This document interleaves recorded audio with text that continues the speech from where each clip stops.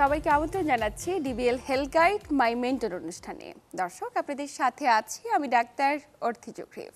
আমাদের আয়োজনের প্রতিটি পর্বে আমরা একজন মেন্টর এবং একজন মেন্টিকে আমন্ত্রণ করে থাকি, যেখানে মেন্টর তার মেন্টি সম্পর্কে দিয়ে থাকে নানা জানা অজানা তথ্য।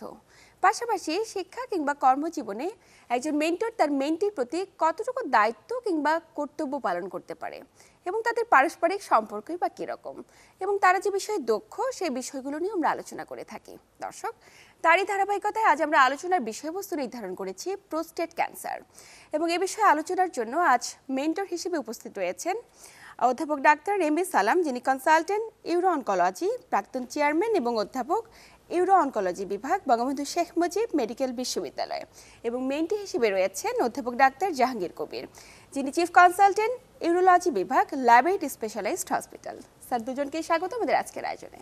অনেক ধন্যবাদ। আপনাকে ধন্যবাদ। স্যার, মেন্টর কেবলমাত্র একজন পথ পরিদর্শক, আলোকবর্তিকাই নয়, তিনি আপনার জীবনে চলার পথে নানাভাবে আপনার সঙ্গী, জীবন সঙ্গীও বলা যেতে পারে। তো আজ স্যার আপনার মেন্টর, তো মেন্টর হিসেবে স্যারের বিশেষ কোন গুণগুলো আপনাকে অনুপ্রাণিত করে বলে আপনি মনে করেন? ধন্যবাদ। এই যে ব্যাপারটা বললেন যে মেন্টর এবং মেন্টি, আপনি যথার্থই প্রশ্ন করেছেন যে এটি একটি সুদীর্ঘ পথ চলা। বিকজ শুধুমাত্র কিছুদিনের জন্য হয়তো একটা একাডেমি ইনস্টিটিউটে একজন মেন্টর মেন্টি থাকে, কিন্তু এতজন শিক্ষকের মধ্যে কেন আমি একজনকে মেন্টর হিসেবে ধরে নেই, এটার মধ্যে অনেক কারণ থাকে। শুধু একাডেমিক ব্যাপারগুলি নয়, তার অন্যান্য যে আদর্শ ব্যাপারগুলো আছে সেটাও কিন্তু মেন্টিকে প্রভাব করে। যেমন আমার সঙ্গে স্যারের সম্পর্ক প্রায় আজ থেকে 45 বছর ধরে। আমি প্রথম তখন স্টুডেন্ট, মেডিকেল স্টুডেন্ট, প্রায় এটা হলো 78-9 কথা আর কি। আমি রংপুর মেডিকেলের ছাত্র। তো উনিও তখন একজন ট্রেনি হিসাবে আমাদের যে এফসিপিএস করতে হয় সেইভাবে একজন রেজিস্ট্রার হিসেবে পোস্টিং হন। আমরা তার সঙ্গে সেভাবে আমার তখন তেমন সম্পর্ক ছিল না, যেন আমি একজন স্টুডেন্ট আর উনি একজন অলমোস্ট টিচার। সেইখানে আমি কিন্তু তার যে চলাফেরা, তার যে কথাবার্তা, তার যে টিচিং অ্যাটিটিউড, সব কিছু আমাদেরকে প্রভাবিত করতো। শুধু আমাকেই না, অনেকেই প্রভাবিত করছে। পরবর্তী জীবনে আমরা তাকে পোস্ট গ্রাজুয়েট এডুকেশনে আবার আমরা টিচার হিসেবে পাই, সরাসরি টিচার হিসেবে। তারপর তখন সক্ষতা আরও গড়ে ওঠে। তার বিভিন্ন রকম স্যারের কতগুলো এক্সট্রা একাডেমিক ব্যাপারগুলো ছিল, যেমন উনি বেশ ফটোগ্রাফি পছন্দ করতেন, সেটাও আমাকে প্রভাবিত করে। উনি আর্ট অ্যান্ড কালচারে কথা বলতেন, পছন্দ করতেন, সেটাও আমার সঙ্গে কথা বলে। এটা এমন হয়ে গেল যে একটা অসময় বয়সী ফ্রেন্ডশিপ যেটা হয় সেরকম আস্তে আস্তে গড়ে হলো। স্যার ইংল্যান্ডে গেলেন ট্রেনিংয়ে, আমিও গেলাম আবার পোস্ট গ্রাজুয়েট করার জন্য ইংল্যান্ডে গেলাম আবার, ওখানেও আমাদের সাথে কথা হলো। পরবর্তী ফিরে আসলেন স্যার, ইউরোলজিতে অলরেডি থিতু গেড়ে ফেলেছেন। তো স্যারের দেখা দেখে আমি ইউরোলজিতে চলে আসে বলে একসঙ্গে কিছুদিন কাজও করলাম বিএসএমও থেকে। এইভাবে আলটিমেটলি বিভিন্নভাবে পরবর্তী পর্যায়ে স্যার একটা সংগঠন করলেন, আমাদের একটা ফাউন্ডেশন আছে, আমি সেখানে একাডেমিক ডাইরেক্টর, স্যার এখানে চেয়ারপারসন, ইউরোলজি আর ট্রান্সপ্লান্ট ফাউন্ডেশন বাংলাদেশ। এটা আমরা অনেক কিছু এর মানে ব্যানারে আমরা অনেক কিছু করে থাকি, যেমন একাডেমিক প্রোগ্রাম চালাই। আমরা প্রায় 200 মতো করেছি। এটাকে বলে যে মাল্টিডিসিপ্লিনারি টিউমার বোর্ড অথবা ছোট ছোট সিম্পোজিয়া করেছি এই বিগত 15 বছর ধরে। এবং এই যে জিনিসগুলো আসলে সেই সময় আমি দেখেছি যে একজন মানে স্যারকে বয়স বাড়লো না কমলে এটা কিন্তু কখনোই বোঝা যায় না। সেই যে আমার সেই 40 বছর আগের যে তার যে অনুভূতি এবং সব কিছু কিন্তু একই রকম আছেন। এবং আলটিমেটলি আমি অন্যদেরকে দেখেছি যে অনেক সময় তারা মানে বয়স বাড়ার সাথে থিতিয়ে যায়, কিন্তু তার এনার্জির কোনো আমি এখনও আমাদের সঙ্গে যখন বিদেশে যায় তখন দেখি যে উনি আমাদের মধ্যে সব জায়গায় যায়। একটা পাহাড়ের উঁচু পাহাড়েই হোক অথবা আপনার নিচে খুব একটা দুর্গম জায়গায় হোক, বেড়াতে গেলে উনি কিন্তু কোথাও না যেয়ে থাকেন না। তো সেই রকমভাবে উনি সুন্দর বেহালা বাজাতে পারেন। আমরা মালদ্বীপে গেলাম তখন উনি বেহালাটাও সঙ্গে নিয়ে গেলেন। তো এটা তার একটা বিরাট গুণ। এইভাবে আমাদের পারস্পরিক একাডেমিক সম্পর্কের বাইরেও আমাদের বিভিন্নভাবে তার পারিবারিক বিভিন্ন জিনিস আমাকে শেয়ার করতেন, আমিও তাকে জিজ্ঞেস করতাম। এবং আমাদের মধ্যে প্রতিদিনই একবার না একবার কথা হয়, সে যে কোনোভাবে হোক না কেন হয়। তো এইভাবে আমি জিজ্ঞেসি যে একটা পরিপূর্ণ মানুষকে আমি তার যে টিচিং একটা অ্যাটিটিউড আছে সেজন্য আমি না, আমাদের সময়কার যারা আছেন ওনাদের পরবর্তী জেনারেশনে তারা সবাই তাকে ফলো করার চেষ্টা করি। এর মধ্যে আরেকটি ঘটনা যে আমাদের ইউরোলজি যদিও প্রাতিষ্ঠানিকভাবে শুরু হয়েছে 1965-এ বাংলাদেশ, ওই তদানীর পূর্ব পাকিস্তানে। পরবর্তী পর্যায়ে আমরা বিভিন্ন ঘাত প্রতিঘাত, আমাদের অনেকজন টিচার এসেছেন। তবে প্রফেসর সালাম স্যার যখন থেকে আপনাদের আসলেন তখন 90s মাঝামাঝি সময়, তখন কিন্তু একটা বিরাট পরিবর্তন আসে।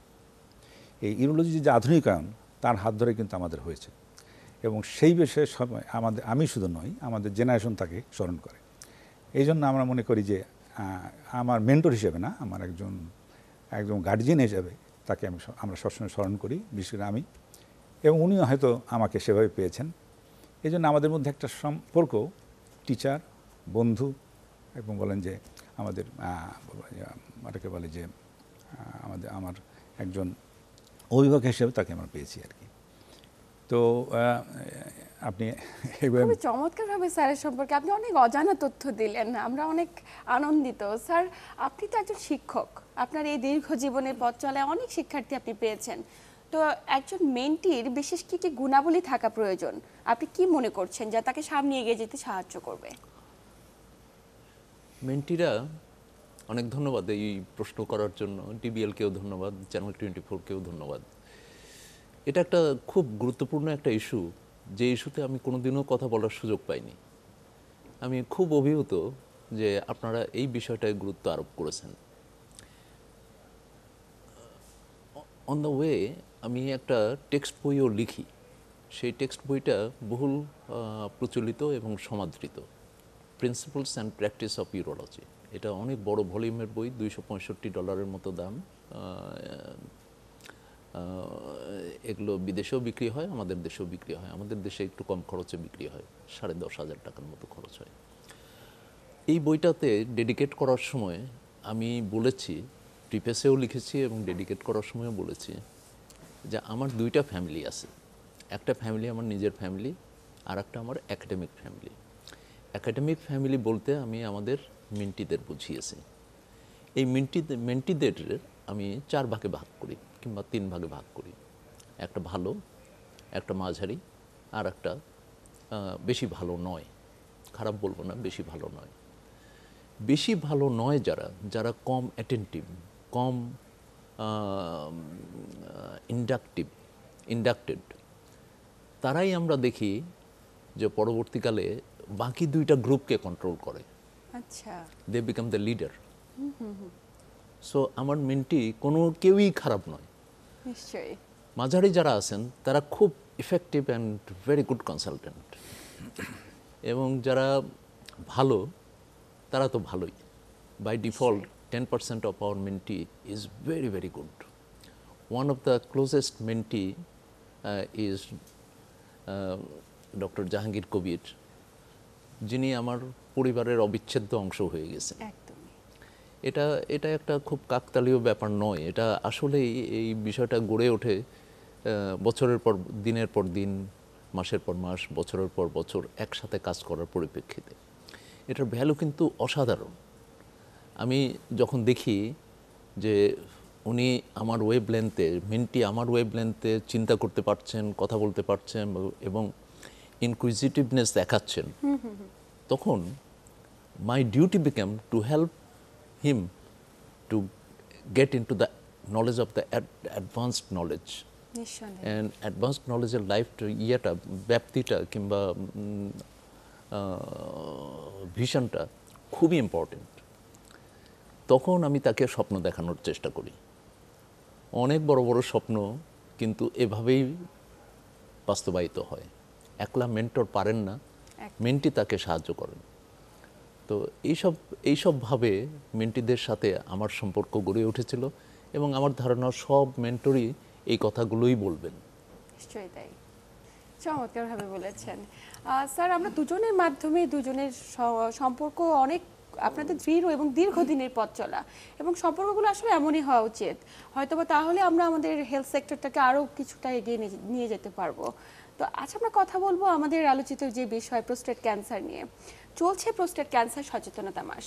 দেশসহ বিশ্বব্যাপী নানা আয়োজন এবং কর্মসূচির মাঝে আমরা প্রতি বছর এই দিবসটিকে পালন করে থাকি। বিশ্বব্যাপী নানা কর্মসূচির মাঝে প্রতি বছর এই সময়টিতে আমরা প্রোস্টেট ক্যান্সার সচেতনতা মাস পালন করে থাকি। তো এই যে প্রোস্টেট ক্যান্সার নিয়ে আমরা আলোচনা করছি, শুরুতে জানা জরুরি যে বাংলাদেশে প্রোস্টেট ক্যান্সারের প্রাদুর্ভাব কেমন? ধন্যবাদ আমাকে খুব আপনি ঠিকই বলেছেন। আজকে সারা পৃথিবীতে আপনার এই মাসটি প্রোস্টেট ক্যান্সারের মাস হিসেবে গণ্য করা হয়। এটার বিশেষ গুরুত্ব আছে, কারণ আপনি যদি কিছু জিনিস দেখেন যে প্রোস্টেট ক্যান্সার কিন্তু আজকে একটা বিশ্বব্যাপী একটা রোগ। এটা শুধুমাত্র কোনো একটা রিজনে সীমাবদ্ধ না, এবং সভ্যতার পুনর্বিকাশের সাথে সাথে উন্নতির এই জিনিসগুলো আমরা পেয়ে বসছি। যেমন অতীতে এশিয়ান কান্ট্রিতে কিন্তু জিনিসটা কম ছিল।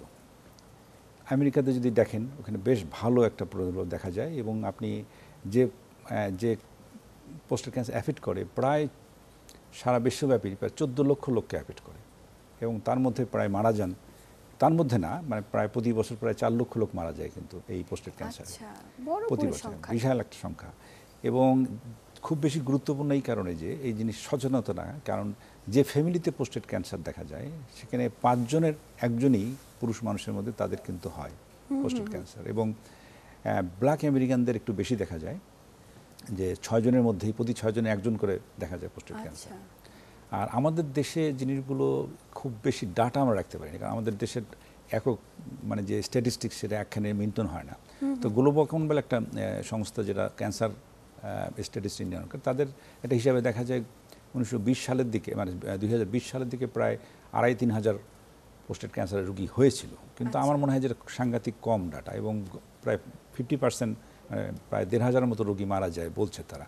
তো আমাদের প্র্যাকটিসে আরও স্বীকার করবেন যে আমরা কিন্তু আরও বেশি পাই, অনেক বেশি প্রোস্টেট ক্যান্সার রোগী পাই। তার মানে আমরা দেখা যাচ্ছে যে এশিয়ান কান্ট্রিগুলোতেও কিন্তু ইদানিং বেড়ে যাচ্ছে।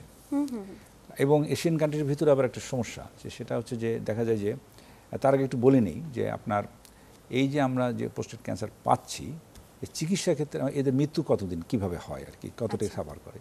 দেখা যাচ্ছে যে 5 বছরে যদি মারা যান বা ভিতরেই মারা যান, এইরকম সংখ্যা দেখা যাচ্ছে যে উন্নত বিশ্বে কিন্তু একেবারেই মানে 5 বছর বেঁচে থাকেন এরকমের সংখ্যা প্রায় 100%, 5 বছরের মধ্যে মৃত্যু হন না। কিন্তু আমাদের দেশে শুধুমাত্র 30% পেশেন্ট তারা 5 বছর পর্যন্ত বাঁচেন প্রোস্টেটের, গড় যদি করেন। তো কেন হচ্ছে ডিফারেন্সটা? 30% মাত্র 5 বছরের মাঝেই মারা যাচ্ছে? হ্যাঁ, মানে 30% 5 বছর পর্যন্ত বেঁচে থাকেন, মানে এর মধ্যে সবাই মারা যাচ্ছেন। কারণ কেন হচ্ছে জিনিসটা? অন্য দেশে কিন্তু আপনার অন্যান্য দেশে আপনার কিন্তু 100% 5 বছর বেঁচে থাকে বিভিন্ন চিকিৎসার মাধ্যমে। সেখানে দেখা যাচ্ছে যে তাদের এখানে সচেতনার জন্য বিভিন্ন রকম প্রোগ্রামের জন্য এই সচেতনতা এই কারণেই জরুরি। তারা অনেক সচেতন এবং টেস্ট করান এবং করে বুঝতে পারেন আছে কিনা। যদি আর্লি স্টেজে স্টেজ 1 and 2-তে সাধারণত দেখা যায় ওদের 90% রোগী আসে 1 and 2-তে। আচ্ছা। কিন্তু আমাদের দেশে ঠিক উল্টোটা, 90% to 80% রোগী আমাদের পাওয়া যায় স্টেজ 3 and 4-এ। আচ্ছা আচ্ছা। যখন এটা স্টেজ 3 and 4-এ চলে যায় তখন সামগ্রিক সংখ্যা কম হলেও আমাদের মৃত্যু হার অনেক বেশি। একদম। এবং আমাদের দেশের ভিতরে এশিয়ান কান্ট্রির ভিতরে আবার এই যেমন ধরেন তাইওয়ান, জাপান, সিঙ্গাপুর, এখানে আবার আমার কম ডিফারেন্স এখানেও আছে।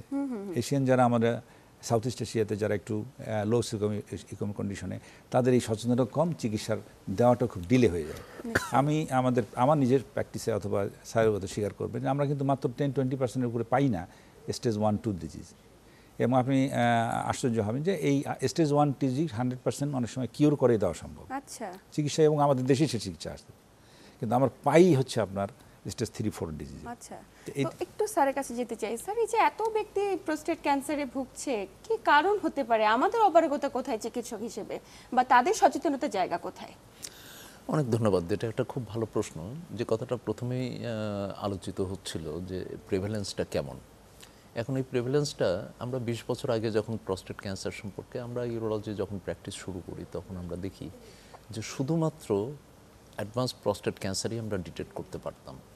কিন্তু যত দিন গিয়েছে আমাদের মেন্টিরা প্রচুর প্রোস্টেট ক্যান্সারের সম্মুখীন হচ্ছেন। যত প্রত্যন্ত অঞ্চলে ওরা কাজ করা শুরু করেছে, আর সিরাম পিএসএ নামে একটা খুব ছোট্ট একটা ব্লাড টেস্ট, এটা এখন ইউনিফর্মলি সারা দেশের সব জায়গাতে পাওয়া যায়, এটা পরীক্ষা করলেই বোঝা যায়। তো সেই কারণে প্রোস্টেট ক্যান্সারের এখন কিন্তু ডিটেকশন রেট অনেক বেড়েছে, এবং সেই সূত্র ধরে আর্লি প্রোস্টেট ক্যান্সারও এখন যথেষ্ট পাচ্ছি আমরা।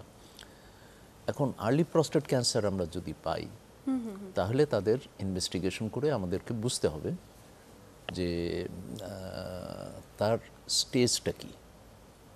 তার আগে বোধহয় বলা দরকার ডায়াগনোসিস কিভাবে হয় সেটি। একটু জানা জরুরি এক্ষেত্রে যে আমরা আসলে কিভাবে বুঝবো যে একজন ব্যক্তির প্রস্টেট ক্যান্সার হয়েছে কিনা। যে কথা বলছিলাম যে আমরা প্রস্টেট স্পেসিফিক অ্যান্টিজেন যদি বেশি পাই এবং শারীরিক পরীক্ষা অবশ্যই তখন করা দরকার। সেখানে যদি একটা নোডিউল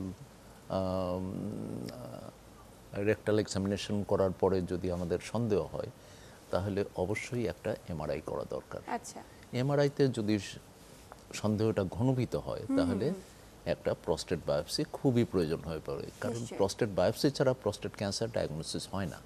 আচ্ছা, পিএসএতেও হয় না, এমআরআইতেও হয় না, প্রস্টেট বায়োপসি করতে হবে। এখন প্রস্টেট বায়োপসি হওয়ার পরে তখন আমরা স্টেজিং ইনভেস্টিগেশনগুলো করি। স্টেজিং ইনভেস্টিগেশনগুলো খুব সিম্পল। একটা বোন স্ক্যান করতে হয় অথবা হোল বডি এমআরআই করতে হয়, আচ্ছা, CT scan of the chest করতে হয়, একটা লিভার ফাংশন টেস্টগুলো করতে হয়। এগুলো করলে মোটামুটি আমরা বুঝতে পারি যে প্রস্টেট ক্যান্সারটা সীমিত পর্যায়ে আছে নাকি এটা বহুদূর বিস্তৃত হয়েছে, অথবা কোন কোন অর্গান এফেক্ট করেছে, এগুলো আমরা খুব পরিষ্কার বুঝতে পারি। এগুলো যখন আমরা বুঝতে পারি তখন আমরা স্ট্র্যাটিফিকেশনে যেতে পারি। আচ্ছা, এই রোগীটা যদি বিশেষ কোনো গুরুত্বপূর্ণ প্রস্টেট ক্যান্সারের রোগী না হয়ে থাকেন, যেমন তার পিএসএ লেস দ্যান 10, তার গ্লিসেন স্কোর 3+3 6, তাহলে এই পেশেন্টকে আমরা কোনো চিকিৎসাই দেই না, শুধুমাত্র সার্ভিলেন্সে রাখি। আচ্ছা, কিন্তু এমনও হতে পারে যে প্রস্টেট ক্যান্সার হয়তো সীমিত পর্যায়ে আছে, তার পিএসএটা বেশি এবং এখনও দূরবর্তী কোনো অর্গানে আমরা লক্ষণ দেখছি না। তার মানে এটা সীমিত পর্যায়ের প্রস্টেট ক্যান্সার, কিন্তু রিস্ক অনেক বেশি, কারণ এখানে আমরা দেখব হয়তো যে গ্লিসেন স্কোরটা অনেক বেশি। আচ্ছা, তার মানে গ্লিসেন স্কোর যদি বেশি থাকে আর যদি মেটাস্টেসিস না থাকে, এরা গ্রুপ 2, এদেরকে আমরা হয়তো সীমিত পর্যায়ে চিকিৎসা লোকাল ট্রিটমেন্ট দিয়েই তাকে ভালো একেবারে কিওর করে ফেলতে পারবো। সেটি হলো অপারেশন করে যদি আমরা প্রস্টেট ক্যান্সার যেটা প্রস্টেটের মধ্যেই আছে, প্রস্টেট সহ যদি আমরা বের করে ফেলে দিই, এটাকে বলা হয় রেডিক্যাল প্রস্টেটেক্টমি। এটা অনেকভাবে করা যায়। রোবোটিক একটা এখনকার দুনিয়ায় একটা খুব গুরুত্বপূর্ণ একটা ভূমিকা পালন করছে এবং এটা অনেকেরই, আমাদের দেশের মানুষেরও খুব চাহিদার একটা বিষয়। কিন্তু আমাদের দেশে আনফর্চুনেটলি রোবোটিক টেকনোলজি নাই। কিন্তু রোবোটিক টেকনোলজি যাই করুক না কেন, সেটা ওপেন টেকনোলজি, ট্রেডিশনাল ট্রিটমেন্ট যেটা আছে রেডিক্যাল প্রস্টেটেক্টমির, সেই পদ্ধতিটাই কিন্তু ফলো করে। তার মানে there is nothing different. After 3 months radical prostatectomy অথবা ওপেন প্রস্টেটেক্টমির মধ্যে কম্পারেটিভ রেজাল্ট সারা পৃথিবীতে যত র্যান্ডমাইজড কন্ট্রোল ট্রায়াল প্রকাশিত হয়েছে সবগুলোতেই বলছে যে তার rate of complication, rate of incontinence, rate of good prognosis is similar. তার মানে হতাশ হওয়ার কিছু নেই। একদমই। অল্টারনেটিভলি তারা যদি অপারেশনের জন্য যদি যথেষ্ট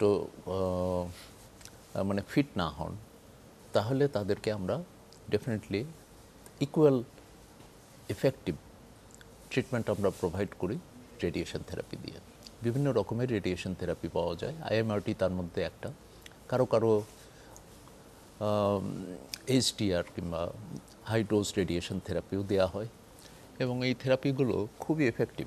আচ্ছা, তারা মোটামুটি আমাদের রেডিক্যাল প্রস্টেটেক্টমির যে আউটকামটা হয়, রেজাল্টটা হয় 90% cure for 90% survival rate for 15 years। তো এখন এই ক্যান্সারগুলো হয় 70 বছর বয়সে। তারা যদি 15 বছর বেঁচে থাকেন তাহলে তো এটা কিওর বলে আমরা ধরে নিতে পারি। তাই তো। তো সেই কারণে বলা যায় যে দে আর ইকুয়াল। তার মানে radical radiation therapy and radical radiotherapy provides a equal benefit. এখন তারপরের যে গ্রুপটা সেটা হলো মেটাস্টেটিক গ্রুপ, যারা যে সমস্ত রোগীরা বিভিন্ন জায়গাতে তাদের প্রস্টেট ক্যান্সার বিস্তৃত হয়েছে, তাদের বেলায় কী করবে? ছড়িয়ে গিয়েছে। তাদের বেলায় চমৎকার চিকিৎসা আছে আচ্ছা। এবং এত এফেক্টিভ চিকিৎসা যে সেটা কম খরচেও করা সম্ভব। সেই প্রসঙ্গে পরে আসি।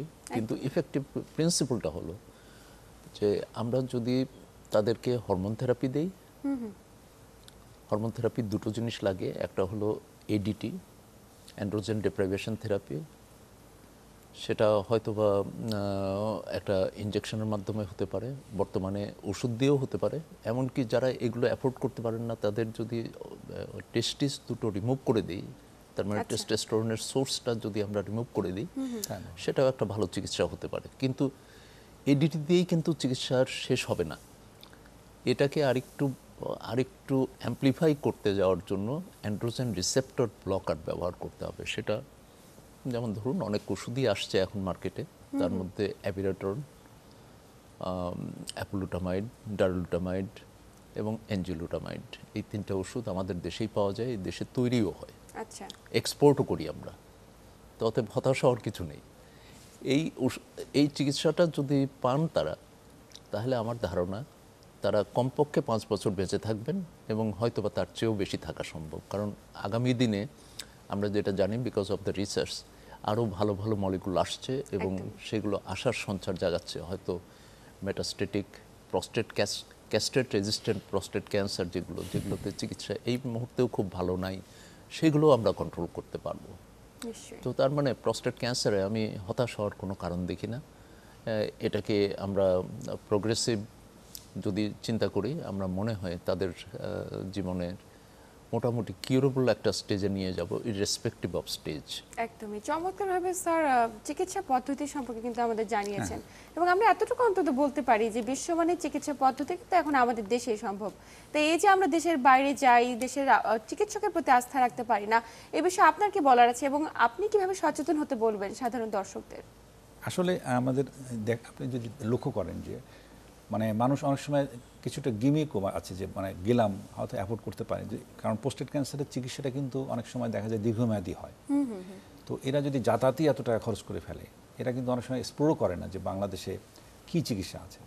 আমাদের যে মিডিয়া আছে এবং সবারই দায়িত্ব কিন্তু আছে। এই জন্য যে স্যার যে কথাগুলো বললেন, সবগুলো কিন্তু বাইরে যাওয়ার কোনো দরকার নেই। প্রোস্টেট ক্যান্সারে শুধুমাত্র একটি জিনিসের জন্য মানুষ যেতে পারে, রোবোটিক সার্জারি করার জন্য। কিন্তু রোবোটিক সার্জারিতে অনেক সমস্যাও আছে, সুবিধাও আছে, কিন্তু এমন না যে এটা ওপেন সার্জারিতে অনেক বেশি ভালো, তা কিন্তু না। কারণ ক্যান্সার নিরাময়ে এখন পর্যন্ত কিন্তু এইগুলোর কোনো ডিফারেন্স পাওয়া যায়নি। ক্যান্সার নিরাময়ে যেটা হচ্ছে ক্লোজ ফলো আপ, এবং সবচেয়ে বেশি ইম্পর্টেন্ট সেটা হলো যে আর্লি ডিটেকশন। আপনি যখন যত কিছুই করেন না কেন, আমেরিকান স্ট্যাটিস্টিক্স হচ্ছে 30% বেশি 5 ইয়ার্স সার্ভাইভ করে না, যত চিকিৎসা দেন না কেন, যদি এরা স্টেজ 4-এ চলে যায়। আচ্ছা। তো আপনাকে এখন দায়িত্ব কি? আমাদের দেশের দায়িত্ব হচ্ছে যে আমরা খুব কম খরচে আমরা একটা রক্ত টেস্টের মাধ্যমে বুঝতে পারি যে তার প্রোস্টেট ক্যান্সার হচ্ছে কিনা, এবং কাদের করবেন সেটা একটা 20 বছরের ছেলেকে বলতে হচ্ছে না। যদি এই 20 বছরের ছেলেটি সে যদি সচেতন হয়, তাহলে তার দাদা অথবা তার বাবার 50 বছর থেকে যদি প্রতি বছর কি 2 বছর পর একটা করে পিএসএ করে, শুধু রক্ত পরীক্ষা যে আমি করলাম, তাতে 1000 টাকাও খরচ হবে না, 500 থেকে 800 টাকার মধ্যেই একটা আপনার একটা পিএসএ করা যায়, যে কোনো আপনার ডিস্ট্রিক্ট হসপিটালে হয়। কিন্তু আমরা সচেতন না। আমার ফাদার অথবা আমার দাদা আছে সামনে ঘোরাফেরা করে, যখন রোগটা হয়ে যায় তখন কিন্তু উচ্চ বিদেশ এদিক ওদিক যাতায়াত হচ্ছে। কিন্তু আমরা যদি সচেতন হয়, এটা আর কি যদি সিমটম ডেভেলপ করে, তাহলে অন্তত এটা করলে যেটা হবে, অন্তত বোঝা যাবে তার আছে কিনা। 80-90% ক্ষেত্রে বোঝা যাবে যে না, পোস্টের পিএসএ বেড়েছে, অতএব পোস্টের ক্যান্সার থাকতে পারে। তখন আপনি আপনার বিশেষজ্ঞ পর্যায়ে দেখান, এবং পরবর্তী যদি আর্লি ডিটেকশন হয়, যে পিএসএ যদি 10-এর মধ্যে থাকে, অধিকাংশ ক্ষেত্রে কিউরেবল, 20-এর মধ্যে থাকলেও কিউরেবল হয়, একদম কিওর করে দেওয়া যায়। আচ্ছা। এবং সেটা বাংলাদেশ দেওয়া সম্ভব, সেটা যদি আর্লি স্টেজে আসে। আর্লি স্টেজে আছে। এবং সেই জন্য যদি লেট স্টেজ চলে যায়, আপনি যেখানেই যান না কেন পৃথিবীর, আপনি এটা 30%-এর উপরে, মানে গড় 30%-এর উপরে আপনার সার্ভাইভাল না। তো আমাদের দায়িত্বটা হচ্ছে এই মুহূর্তে যে যত চিকিৎসা আমরা দেই, চিকিৎসা তো ব্যয়বহুল, আমরা আর্লি স্টেজে ধরতে পারি কিনা। এই মাসের আমাদের উদ্দেশ্যটাই হচ্ছে সচেতনতা। আমরা চাই যে সেপ্টেম্বর মাসে অন্তত সবাই মনে করুক একবার করে, এবং মিডিয়ার এই ব্যাপারে গুরুত্বপূর্ণ ভূমিকা পালন করতে হবে। কারণ আমরা কিন্তু আমাদের যখন আত্মীয় স্বজন নিজের হয়, তখন আমরা ব্যাপারটা বুঝতে পারছি যে এটা তো গেল ভয়াবহ কথা। সেই জন্য একটু জানা দরকার যে বয়স্ক লোকদের একটু তাকে নিয়ে পরবর্তী যে সমস্যায় না পড়ার চাইতে একটু সচেতন করি না কেন, নিশ্চয়ই। আপনি একটু এক্ষেত্রে করে প্রোস্টেট ক্যান্সার রোধে সচেতনতার কোনো বিকল্প নেই। কোনো আপনি বিকল্প যেমনটি নেই। বলছিলেন আর্লি স্টেজে আসলে হয়তো বা সম্পূর্ণভাবে কিওর করা সম্ভব। একদমই কিওর করা সম্ভব। আমরা যেটি করতে পারি না কখনো এবং লেট স্টেজে গিয়ে চিকিৎসক বদলাতে থাকি। Exactly. এই ধারণা থেকে আমাদের বেরিয়ে আসতে হবে এবং আমরা অবশ্যই আস্থা রাখতে পারি বাংলাদেশের চিকিৎসকদের প্রতি এবং চিকিৎসা ব্যবস্থার প্রতি। স্যার, আমরা আলোচনার একদম শেষ প্রান্তে। আপনাদের দুজনকে আন্তরিক ধন্যবাদ গুরুত্বপূর্ণ তথ্য এবং পরামর্শের মাধ্যমে দর্শকদের উপকৃত করবার জন্য। Thank you. আপনাদেরকেও ধন্যবাদ, চ্যানেল দর্শক, 24-কেও ধন্যবাদ। এই ছিল আমাদের আজকের আয়োজন। এতক্ষণ সাথে থেকে আমাদের আয়োজন দেখার জন্য সবাইকে আন্তরিক ধন্যবাদ জানিয়ে আমি ডাক্তার অর্থী আজ এখানেই বিদায় নিচ্ছি। সবাই ভালো থাকুন, সুস্থ থাকুন।